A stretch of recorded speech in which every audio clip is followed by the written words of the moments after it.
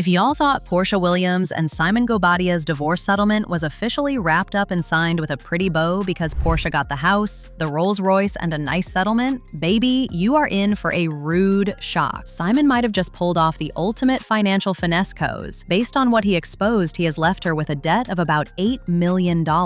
After the fight Porsha had with Kelli on Housewives because of that house, I can bet Kelli is somewhere laughing her behind off. But that's not even all. Allegedly, Simon isn't just dropping cryptic Instagram stories coz. Word on the street is that he's allegedly gearing up to drop a whole tell-all to expose Porsha's dirty laundry and supposed crimes before he completely washes his hands of Atlanta. Apparently, by the time he's done, people are gonna realize that Porsha was the real fraudster all along. I mean, it's messy as always, but let's get into it. So, Porsha and Simon confirmed the settlement terms under oath during a recent August 5th hearing to resolve all of their remaining issues. And if you look at the document, it appears as if Porsha has won. First of all, Simon has transferred his interest in the Atlanta mansion they once shared to Porsha through a quitclaim deed, meaning Porsha now owns the house. Apparently, Simon also agreed that Porsha is entitled to about $1.5 million in reimbursement from his share of the property's equity, and further agreed to give her the title to a 2021 Rolls Royce Ghost. Under the agreement, Porsha basically has full authority to refinance the home or sell it in a commercially reasonable manner without Simon or an arbitrator being involved. I mean, on paper, Miss Porsha secured the absolute bag, right? However, Simon made sure to take to the internet to let everyone know that, despite the ruling in Porsha's favor, it is his ex-wife who's on the losing side. He wrote on his story as soon as the news started making rounds, "They forgot to mention they also inherited $8 million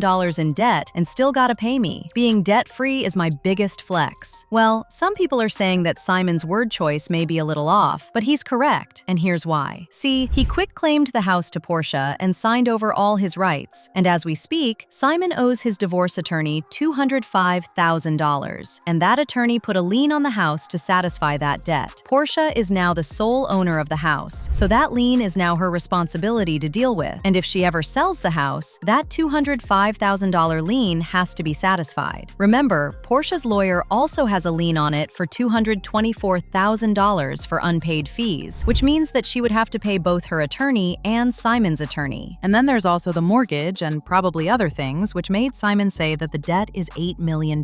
So, as much as Porsha doesn't have to physically pay him anything, he basically put all of his debt tied to that house in her pockets. And that begs the question, who is the real winner here, Simon or Porsha? Honestly, I don't know if this is something Porsha knew or whether she has a plan, but what I can tell you is that this entire situation has been super messy from the beginning, and now Simon is also allegedly out here claiming that he's also going to expose Porsha for the real fraudster that she is. Now, of course, y'all know that after 15 months of marriage, Porsha filed for divorce in 2024, just months before filming began on season 16 of RHOA. At the time, Simon was denied an appeal of the divorce filings, and even levied defamation charges against Porsha, who he said sought to ruin his reputation through her version of the events that led to their split. Ultimately, it was Porsha who was granted the victory, as their divorce was finalized in June 2025, and Simon was also ordered to pay Porsha $40,000 a month in spousal support for 14 months, upholding their prenup agreement. She was also allowed to stay in their home for up to 36 months, with Simon fronting all of the bills and taking care of her legal fees, which totaled $224,000. But then Simon was deported back to Nigeria last year due to a history of immigration violations, which included bank and credit card fraud. As far as his crimes, when this divorce was going on, we learned that in August of 1982, Simon overstayed his visa. In September of 1987, he pleaded guilty to bank and credit card fraud, which is a felony offense. In January 1989, he was arrested for unauthorized use of a vehicle, and in 1990, he was arrested for ID fraud. Then, in 1991, after overstaying his visa, he found himself on the wrong side of the law again. He was ordered to be deported, and the following year, he was physically removed from the United States. The court documents also stated that Simon scammed his way back under a different identity under the Special Agricultural Worker (SAW) program. As part of SAW immigration benefits, Simon's temporary resident status was automatically converted to permanent resident status following the waiting period. That basically meant that he became a permanent resident under the radar of immigration authorities. But the court documents said he was successful because he lied on the application saying that he was never arrested and had a clean record. Remember, there were more reports back in 2021 when receipts started making rounds of Simon having 21 liens, 9 judgments, and 2 loans from PNC Bank for his 2 Rolls Royces. He also allegedly owed a lot in IRS back taxes and filed for Chapter 11 bankruptcy multiple times, with one in 2014 when his businesses went under for $3.8 million.